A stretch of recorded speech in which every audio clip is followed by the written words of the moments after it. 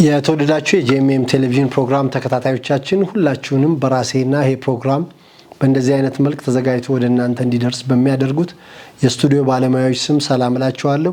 ይህ በጄኤምኤም ቴሌቪዥን የተዘጋጀ ወደ እናንተ የሚደርስ የማለዳ ስንቅ የተሰኘ ፕሮግራማችን ነው። ይህንን ፕሮግራም ወደ እናንተ ይዤ የምመጣው ሲራይን አለመርሴ ይባላለሁኝ። ወደ ዛሬ ፕሮግራም በቀጥታ ከመግባቴ በፊት ሁለት ማሳሰቢያዎችን ልነግራችሁ ፈልጋለሁ። የመጀመሪያው በዚህ ቴሌቪዥን ጣቢያ እጅግ ብዙ ፕሮግራሞች ወደ እናንተ ይደርሳሉ፣ እየተላለፉ ነው ያሉት። በእነዚህ ፕሮግራሞች እየተጠቀማችሁ ከሆነ በህይወታችሁ ላይ ለውጥ ካለ ከዚህ ቴሌቪዥን ጣቢያ ጋር አብሮ መስራት፣ ይህን ቴሌቪዥን ጣቢያ በቁሳቁስ በገንዘብ መደገፍ መልካም ስለሆነ በቴሌቪዥን ስክሪኑ ላይ ባሉት የቴሌቪዥን ጣቢያ አድራሻዎች በመደወል በመምጣት ይህን ቴሌቪዥን ጣቢያ ባላችሁ አቅም ሁሉ በመርዳት አብራችሁ የወንጌሉ ሰራተኛ እንድትሆኑ በዚሁ አጋጣሚ ጥሬን ማስተላለፍ ፈልጋለሁ። ሁለተኛው በፕሮግራሙ ላይ ያላችሁን አስተያየት ስክሪኑ ላይ በምታዩት ስልክ ደውላችሁ ስለምትጠቁሙ አስተያየት ስለምትሰጡ ሰዎች እግዚአብሔርን እጅግ አድርጌ አመሰግነዋለሁ። እግዚአብሔር ዘመናችሁን ይባርክ። ምክንያቱም የምትሰጡት አስተያየት በጣም ለቴሌቪዥን ጣቢያው ከፍተኛ ጥቅም ስላለው ደውላችሁ ስክሪኑ ላይ በምታዩት በፕሮግራሙ ላይ ያላችሁን አስተያየት ደውሎ መንገር መስጠት በጣም ጠቃሚ ስለሆነ ይህን እንድታደርጉ ላበረታታችሁ ፈልጋለሁ። ይህን ካልኩኝ ኢየሱስ ክርስቶስ ምን ሰራ? ኢየሱስ ምንድን ነው የሚለየው?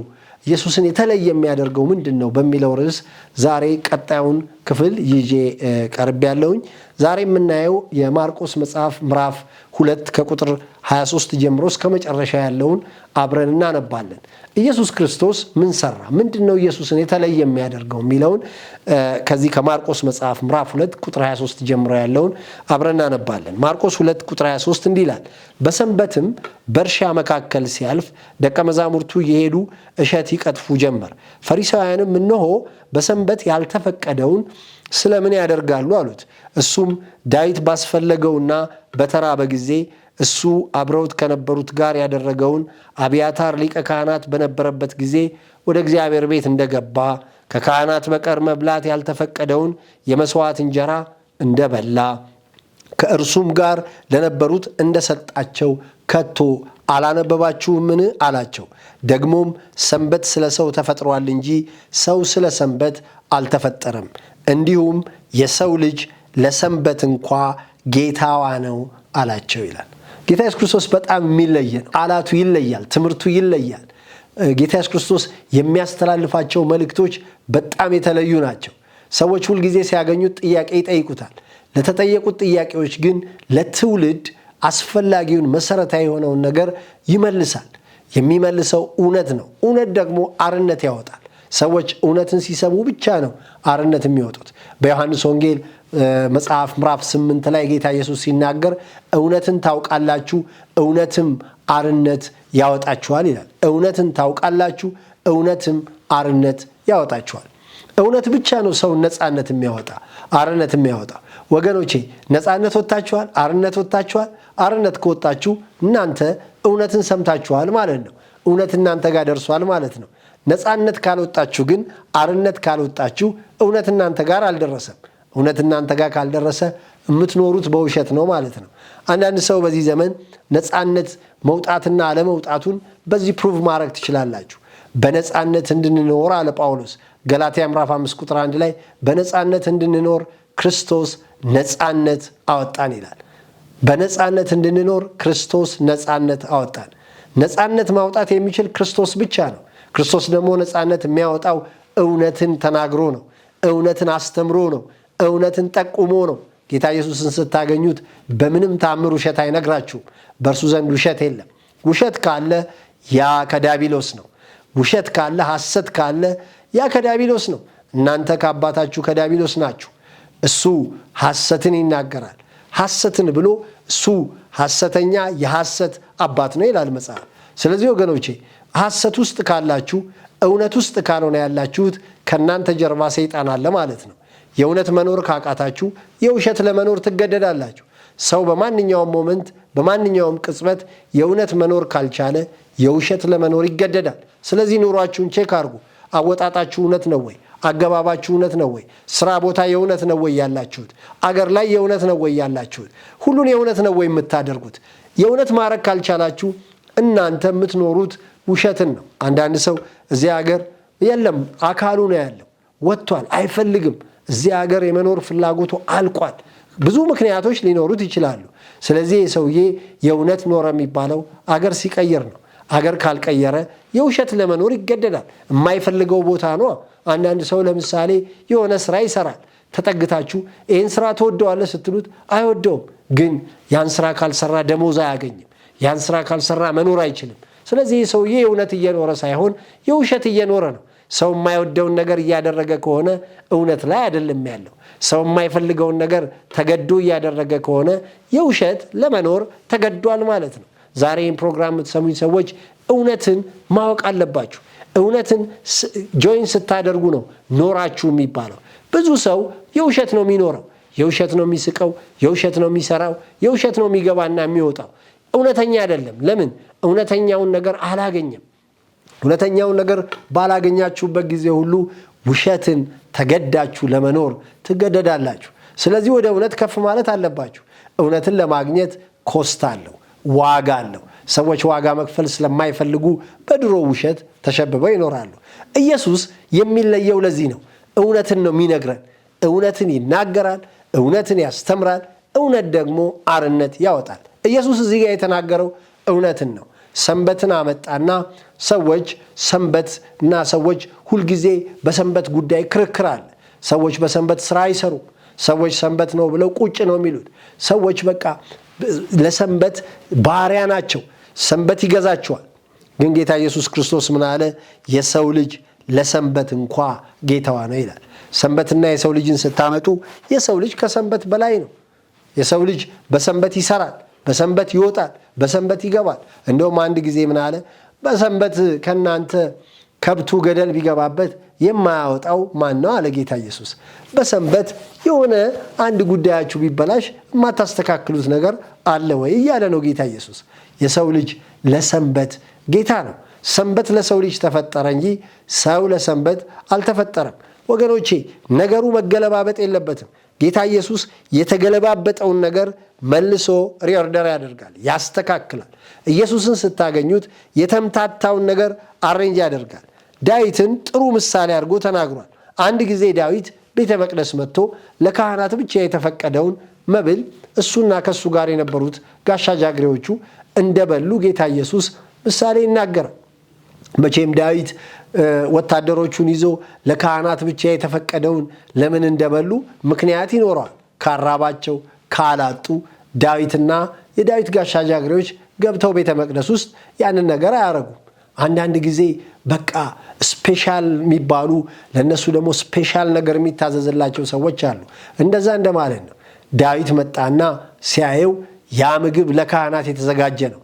ለካህናት የተዘጋጀ የካህናት ብቻ ተብሎ ነው የሚታመነው። ግን የሚገርባችሁ ምግብ ነው። ዳዊት ወታደሮቹን ይዞ ገብቶ በላ። ዛሬ እኮ ልዩነት የተፈጠረው ለዚህ ነው። በሰዎች ልጆች መካከል የልዩነት ገብ በጣም አንዱ ይራባል፣ አንዱ ይጠግባል፣ አንዱ ይሰክራል። ጳውሎስ እኮ ነው የሚናገረው ስለ ጌታ እራት ሲናገር በቃ የምትበሉበት ቤት የላችሁም ወይ? በየቤታችሁ ሂዱና ብሉ። በቃ አንዱ ይራባል፣ አንዱ ይበላል አለ። ልዩነት በጣም እየተፈጠረ መጥቷል። ይገርማችኋል። ተመሳሳይ ነገር እኮ ነው። ይህ አሁን ዳዊት ከወታደሮቹ ጋር የበላው ካህናት የሚበሉት ምግብ ነው። በቃ የሚበላ ነገር ነው። ሌላ ምንም አዲስ ነገር የለውም። ዳዊት ሲመጣ የሚበላ ነገር ነው። ካህናት ይበሉታል። ሌላ ምንም ሊያረጉት አይችሉም። እሱም ወታደሮቹን ይዞ ገባና በላ። ከዚያስ በቃ ይሄ እንደ ወንጀል፣ እንደ ክፋት፣ እንደ ኃጢአት ሊቆጠር ተፈለገ። ጌታ ኢየሱስ ክርስቶስ ግን የሰው ልጅ ከዚያ ነገር በላይ ነው አለ። ከዚያ ነገር በላይ ነው። ያ የተለየ ነገር ከተሰጠው ነገር በላይ ነው የሰው ልጅ። ዛሬ በመካከላችን ከፍተኛ ልዩነት ተፈጥሯል። ወገኖቼ በመካከላችን አብረን ተነስተን ልዩነቱ በጣም ሰፍቷል። ዛሬ እኮ ወገኖቼ ትላንት አብረን የነበርን ሰዎች ዛሬ በጣም ተራርቀናል። ልታጠቡት በማትችሉት አንዳንድ ሰዎች በጣም አኗኗራቸው ከፍ ያለ ነው። አንዳንድ ሰዎች ደግሞ ወድቀዋል። ይሄ እኮ በእውነት እስኪ ተመልከቱት። አንዱ ይበላል፣ አንዱ ይራባል አለ ጳውሎስ። ነገር ግን እንደዚህ አይደለም። ጌታ ኢየሱስ ክርስቶስ ጳውሎስ ሲናገር እንዲህ አለ፣ የእናንተ ሙላት የነሱን ጉድለት ለማስተካከል ለመሙላት ነው። አንዱ የአንዱን ክፍተት እንዲሞላ ነው። ሁሉ ትክክል እንዲሆን ይላል ጳውሎስ። ይህንን በሁለተኛ ቆሮንቶስ ምዕራፍ 9 ላይ በሚናገረው ክፍል ነው። ብዙ ለሰበሰበ አልተረፈውም፣ ጥቂት ለሰበሰበም አልጎደለበትም። ይህ የሆነው አንዳችሁ የአንዳችሁን ክፍተት እንድትሞሉ ነው፣ ትክክል እንዲሆን ይላል። እግዚአብሔር ትክክል በሆነ ነገር ያምናል። ጥሎ በማለፍ አያምንም። ሁልጊዜ በቃ ጥሎ ማለፍ፣ ከፍ ብሎ የመሄድ እንደዛ አይደለም። ዳዊት መጣ፣ ርቦታል፣ ወታደሮቹ ርቧቸዋል። ካህናት የሚበሉት ምግብ ግን እዛ ተቀምጧል። ለምን አይበሉም? ምነው የሚከለክላቸው? ለምንድን ነው ሰዎች ያለቆቻቸውን ምግብ የማይበሉት? ምንድን ነው ችግሩ? ሰዎች ከነሱ በላይ ያሉትን ሰዎች የሚለብሱትን ለምን አይለብሱም?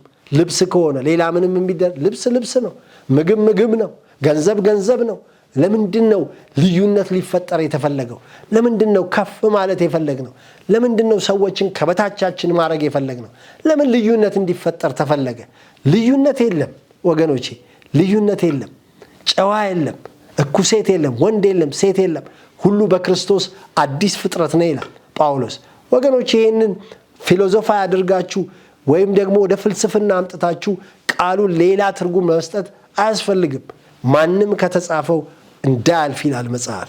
ዛሬ ልነግራችሁ የፈለግኩት ነገር ጌታ ኢየሱስ ክርስቶስ መጥቶ ሰዎች እንዲህ መበላለጥ፣ እንዲህ ልዩነት፣ እንዲህ ዲቪዥን የፈጠሩበትን ነገር ማስተካከል ፈለገ። ማስተካከል ሲፈልግ ምን አለ? በቃ ሰንበት ስለ ሰው ተፈጥሯል እንጂ ሰው ስለ ሰንበት አልተፈጠረም ይላል። ሰንበት ስለ ሰው ተፈጥሯል እንጂ ሰው ስለ ሰንበት አልተፈጠረም። ወገኖቼ እስኪ አሁን ጊዜንና ሰውን እንመልከት። በአፈጣጠር ማን ይቀድማል ብትሉ ጊዜ ነው ከሰው በፊት የተፈጠረው። ወቅት ከሰው በፊት ተፈጥሯል። ሰው ከዛ በኋላ ነው የመጣው። ነገር ግን እግዚአብሔር ለሰው ልጅ የሚያስፈልገውን ነገር ሁሉ በመጀመሪያ ፈጥሮ ነው የጨረሰው። ያ መጀመሪያ ስለተፈጠረ ከሰው ልጅ በላይ ነው ማለት አይደለም። ስለ ሰው ነው የተፈጠረው። ለምሳሌ ሰማይና ምድር ሲፈጠር ከሰው በፊት ነው የተፈጠረው። ሰው ከመፈጠሩ በፊት ሰማይ ተፈጥሯል፣ ምድር ተፈጥሯል መጽሐፍ ነው የሚለው። ግን እነዚህ የተፈጠሩ ነገሮች ስለ ሰው ነው የተፈጠሩት እና ሰማይ መጥቶ ከሰው በላይ መሆን አይችልም። ምድር መጥቶ ከሰው በላይ መሆን አይችልም። ሰው ከዚያ በላይ ነው። ታከብረው ዘንድ ሰው ምንድን ነው? ትጠነቀቅለት ዘንድ የሰው ልጅ ምንድን ነው? እግዚአብሔር ቅደም ተከተል ያስቀምጣል። እግዚአብሔር ኦርደር ይሰጣል። ወገኖቼ ሰንበት ስለ ሰው ተፈጠረ እንጂ ሰው ስለ ሰንበት አልተፈጠረም። ስለዚህ የሆነ ትምህርት ፈጥራችሁ ልዩነት አታድርጉ አለ ጌታ ኢየሱስ። አንድ ትምህርት አመጣችሁ ዲቪዥን አትፍጠሩ። አንድ ተከታታይ ትምህርት ፈጥራችሁ ልዩነት አታድርጉ ይናገራል። ይሄው ዳዊት እኮ ምን አደረገ?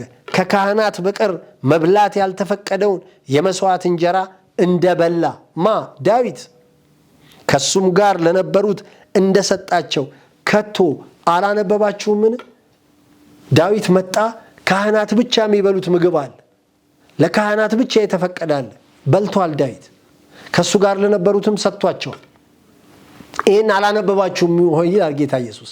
የሚበላ ነገር ነው፣ ካህናት ይበሉታል። ከዛ ያለፈ ምንም ሊያረጉት አይችሉም። ስለዚህ ዳዊት መጥቷል። እሱም አብረውት ያሉትም ሰዎች ተርበዋል። ያለ ካህናት ብቻ የተባለውን ዳዊት በልቷል። ዛሬ ትምህርት አምጥተን ለምንድን ነው በመካከላችን ልዩነት የምንፈጥረው? ለምንድን ነው የሆነ ነገር በራልን ብለን ዲቪዥን እንፈጥራለን፣ ርቀት እንፈጥራለን፣ ዲስታንስ ይፈጠራል። ድሮ ተቀራርበን የነበረው ሰዎች ዛሬ ተራርቀናል። ድሮ የምንጠያየቀው ሰዎች ዛሬ አንጠያየቅም። ድሮ የምንደዋወለው ሰዎች ዛሬ አንደዋወልም። ልዩነት ተፈጥሯል። ምናልባት ሪዝኑ ሀብት ይሆናል። ምናልባት ሪዝኑ ስልጣን ይሆናል። ምናልባት ሪዝኑ የሆነ ነገር ይሆናል። ወገኖቼ ዳዊት በጣም የሚያስገርም ሰው ነው። ከጋሻ ጃግሬዎቹ ጋር መጣ። ለካህናት የተቀመጠ ምግብ አለ፣ መቅደስ ውስጥ ማለት ነው። አወጣ፣ በላ። ከሱ ጋር ለነበሩትም ሰጣቸው። ሰዋት ይሄን አላነበባችሁም ወይ ይላል መጽሐፍ። ይሄን አላያችሁም ወይ ይላል መጽሐፍ። መጽሐፍ እናንብብ እንጂ ወገኖቼ፣ መጽሐፍ ገልጠን እናንብብ። ኢየሱስ የተናገረውን እናንብብ፣ እንቀይር ህይወታችንን። አንብባችሁ ተለወጡ። ጌታ ኢየሱስ የተናገረውን ሰምታችሁ ተለወጡ። በትላንትናው ፍልስፍና አትኑሩ። ዲቪዥን አትፍጠሩ፣ ልዩነት አትፍጠሩ። ዛሬ እኮ ወንድማማቾች ተራርቀዋል። ዛሬ እኮ አብሮ አደጎች ተራርቀዋል። ዛሬ እኮ አብረው ያገለገሉ የነበሩ ሰዎች ምስራቅ ከምዕራብ እንደሚርቅ ተራርቀዋል። በቃ አይፈላለጉም። ለምን? በመካከል የገባ ነገር አለ፣ የለያቸው ነገር አለ። እነዛም ይበሉት አለ፣ እነዚህ ደግሞ አይበሉም። እነዛም ይለብሱት አለ፣ እነዚህ ደግሞ አይለብሱም። ትላንትና አብረው የበሉ ሰዎች ዛሬ አብረው አይበሉም። ትላንት አብረው የነበሩ ሰዎች ዛሬ አብረው አይደሉም። ከፍተኛ ልዩነት ተፈጥሯል። ወገኖቼ ይሄ ምን አይነት ትምህርት ነው? የሚለይ ትምህርት፣ የሚያራርቅ ትምህርት፣ ጓዳና ሳሎን የሚያረግ ትምህርት፣ ወንድማማችን እንደማይተዋወቁ የሚያረግ ትምህርት፣ አብረው የነበሩ ሰዎች አብረው እንዳልነበሩ የሚያረግ ትምህርት። በጣም እኮ ነው የሚያስገርም። ዳዊት ግን ይሄን ፍልስፍና የጣሰ እርምጃ ተራምዷል። ሲመጣ የሚበላ ነው፣ ካህናት ነው የሚበሉት። እሱም ገባ በላ፣ አብረውት ለነበሩትም ሰጣቸው። ወገኖቼ ለካህናት ብለን እንለያለን እንዴ? ለባለስልጣን ብለን እንለያለን እንዴ? ለዚህ ቢሮ ተሿሚ ብለን እንለያለን እንዴ? እነከሌ ተብሎ የተለየ ነገር እናረጋለን እንዴ? እነከሌ በጀት ሂዱኛ በእግራችን እንሂድ ይባላል እንዴ? የምናገለግለው ህዝብ አይደለም እንዴ? ወደ ህዝቡ እንቅረብ እስቲ። ህዝቡ የሚበላውን እንብላ፣ የሚለብሰውን እንልበስ፣ ህዝቡ በሚሄድበት እንሂድ፣ ህዝቡ ያለበት አካባቢ እንምጣ፣ ከምንመራው ህዝብ ጋር አብረን እንሁን፣ ዝቅ እንበል፣ እንውረድ፣ እንያቸው፣ ምን ውስጥ እንዳሉ እንወቅ። ጋፑን እያሰፋን አንሂድ። በመካከላችን ያለው ልዩነት እየለጠጥን አንሂድ። ይሄ የጽድቅ መንገድ አይደለም። ጌታ ኢየሱስ ይሄ ሊታረም ይገባል፣ አላነበባችሁም ወይ ይላል። ይሄንን አላያችሁትም ወይ ይላል። ለምን ዘለላችሁት ይላል ጌታ ኢየሱስ። መሪዎች የሆናችሁ ሰዎች በደንብ አዳምጡ። ዛሬ ርቀታችሁ የት ጋ ነው? ዲስታንታችሁ የት ጋ ነው? ምንድነው እናንተ የምትለብሱት? የምትበሉት ምንድነው? የምታገለግሉት ህዝብ ምን እየበላ ነው? ምን እየለበሰ ነው? እስኪ ተቋም የምትመሩ ህዝብ የምትመሩ በተለያየ ተቋም ውስጥ በሃይማኖት ተቋም ውስጥ በልዩ ልዩ መስሪያ ቤት ውስጥ ከስራችሁ የምትመሩት ማህበረሰብን ወረድ በሉና እዩ። ምን ነው የሚበላው? ምን ነው የሚጠጣው? የት ነው የሚኖረው? ምን አይነት ሁኔታ ውስጥ ነው ያለው? እስኪ ዝቅ በሉ፣ ከዚያ ከፍታ ውረዱ። ከዛ እንበራለን ካላችሁበት ከዛ ጫማ ከፍታ ዝቅ ብላችሁ ህብረተሰቡን እዩ። ይሄ እኮ ኃጢአት አይደለም። ጌታ ይሄ እኮ የጽድቅ መንገድ ነው ወገኖች። ይሄ እኮ እውነተኛ መንገድ ነው። አንዳንድ ጊዜ በሚዲያ የምትናገሩትን ነገር ቼክ አድርጉ። ታውቃላችሁ፣ በቃ ከፍ ብለን እንታይ ብለናል። መሪ እኮ ከፍ አይልም። እኛ እውነተኛ መሪ ኢየሱስን ነው የምናውቀው። ጌታ ኢየሱስ እውነት ነው የሚናገረው። ሞተ እኮ ኢየሱስ። ከሞት በላይ ምን አለ? ከማህበረሰቡ ቢሎ ዛት ሌቭል ነው የወረደው እኮ። ከሞተም በኋላ ከሞት ተነስቶ በወህኒ ላሉት ወርዶ ነው የሰበከው። ወደ ላይ አልወጣም። እሱ እኮ ወደ ታች ወረደ። ወደ ታች ወረደ ማለት ወደ ላይ ወጣ ማለት ካልሆነ ምን ማለት ነው ይላል ጳውሎስ። ይሄ ወደ ላይ ወጣ ማለት ወረደ ካልሆነ ምንድን ነው የሚያመለክተው? ይሄ እንግዲህ የወጣውና የወረደው ሁሉን ይሞላ ዘንድ ነው ይላል። ኢየሱስ ታችም ነው፣ ኢየሱስ ላይም ነው። ሁሉን ከቨር ያደርጋል። መሪ ማለት እንደዚህ ነው። ታችም ይወርዳል፣ ላይም ይወጣል። ተንጠልጥዬ ልቅር ልራቅ አይልም ወገኖቼ። ጌታ ኢየሱስ በዚህ መልእክቱ ይሄንን ነው የሚነግረን። ስለዚህ እስኪ እንውረድ። የሰው ልጅ የሰንበት ጌታ ነው። በሰንበት እጥፍጥፍ ብለን አንቀመጥ። በሰንበት ስራ እንስራ፣ እንውረድ፣ ህዝባችንን እንጎብኝ። የምናገለግለውን ሰው እታችኛው ለብል ላይ ያለውን አብረነው እየበላን አብረነው እየጠጣን አብረነው እየወጣንና እየገባን አብረን እንስራ። ይህንን መልእክት ጌታ ኢየሱስ ትቶልናል። ጌታ ኢየሱስ ፈለጉን ትቶልን የሄደ ጌታ ነው። ይሄ ነው እንግዲህ ትህትና። ከክርስቶስ ኢየሱስ መልእክት ይህንን ነው የምንረዳው ወገኖቼ። ዛሬ የምትሰሙኝ ሰዎች ይህንን እነግራችኋለሁ፣ አሁን እባርካችኋለሁ። በናዝሬቱ በጌታ በኢየሱስ ስም የክርስቶስ ኢየሱስ ህይወት በእናንተ ህይወት ላይ በጌታ በኢየሱስ ስም በመንገዳችሁ ላይ ይገለጥ። እንደሱ ኖራችሁ ማለፍ ይሁንላችሁ። ወደ ሁለቱም ጽንፍ የምትንቀሳቀሱ ሰዎች ያድርጋችሁ። ታች መውረድ፣ ወደ ላይ መውጣት፣ ወደ ላይ መውጣት፣ ወደ ታች መውረድ። በጌታ በኢየሱስ ስም እግዚአብሔር ይህን ዕድል ይስጣችሁ። በጌታ በኢየሱስ ክርስቶስ ስም ርቃችሁ ሳይሆን ነገር ግን ቀርባችሁ የምትኖሩ ሰዎችን ቀርባችሁ የምትጠይቁ የምትጎበኙ ሰዎች ያድርጋችሁ። በናዝሬቱ በጌታ በኢየሱስ ስም ከኃጢአተኞች፣ ከቀራጮች፣ ከተረሱ ጋር የሚበላ የሚጠጣ የቀረበ ጌታ ኢየሱስ ጸጋውን ያካፍላችሁ። ከየትኛውም ማህበረሰብ ጋር መኖር ማገልገል የምትችሉ ሰዎች ያድርጋችሁ። ልዩነት በሕይወታችሁ ሳይፈጠር ሁሉን አቀፍ ሰዎች ያድርጋችሁ። የዛሬው መልእክት ከእናንተ ጋር ይዋሃድ። በጌታ በኢየሱስ ክርስቶስ ስም ስፍራችሁን እንድታቁ መንፈስ ቅዱስ ያግዛችሁ። በናዝሬቱ በጌታ በኢየሱስ ስም ሳታቁት ከምታገለግሉት ማህበረሰብ ድንገት ርቃችሁ እንዳትገኙ መንፈስ ቅዱስ ያንቃችሁ።